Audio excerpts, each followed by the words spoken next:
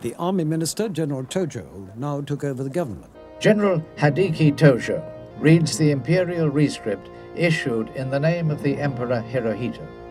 The rescript declares a state of war. It also calls on the Japanese people to shoulder the burden of sacrifice that will be necessary to secure the future of the Japanese Empire. It urges them to struggle for the fate of the Far East. The deadline for negotiations was extended to the end of November. On December 4th, 3 days before Pearl Harbor, the Chicago Tribune came out with gigantic headlines, Roosevelt's war plan. This was supposedly a plan that armed services all agreed with, and it was a huge uproar, this war plan. It was a fantastic gamble on Roosevelt's part. A gamble because General Albert Wiedemeyer, the original architect of the plan, became convinced that the president was responsible for the leak. Wiedemeyer believed this was part of Roosevelt's clandestine campaign to get Germany to declare war on the United States first. 3 days later, Roosevelt would have his war, but not the one he expected or wanted to fight. We interrupt this program to bring you a special broadcast. The Japanese have attacked Pearl Harbor in Hawaii from the air. The attack shattered America's sense of invulnerability. 184 aircraft, launched from 6 Japanese carriers, caught the Pacific Fleet unaware. The USS California, West Virginia, and Arizona were sunk. 2,403 lives were lost. Roosevelt and his generals did suspect the Japanese might try something, but not an attack of this scale and not directed at the heart of America's Pacific Fleet. The attack transformed the American political landscape. Isolationism collapsed overnight.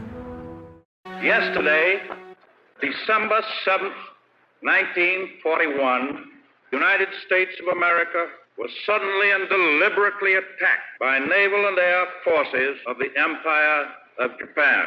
No matter how long it may take us, we are now in this war. We're all in it, all the way.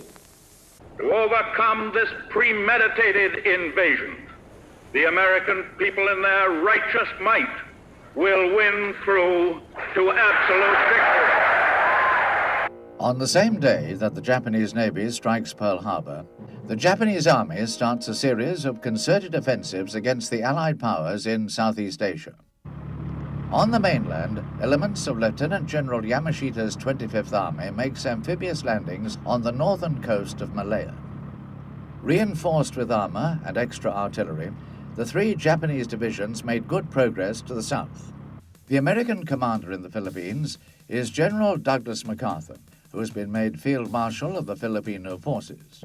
The Japanese strike the Filipino and U.S. airfields on Luzon. They destroy over 100 aircraft, mostly on the ground. The Japanese start to land on Luzon during December the 10th, 1941. The city is soon bombed, dispiriting the civilian population and disrupting MacArthur's defenses. By now, the airbase at Clark Field has been destroyed. December the 10th, when 2 British capital ships, the Prince of Wales and Repulse, are sunk by Japanese land-based warplanes.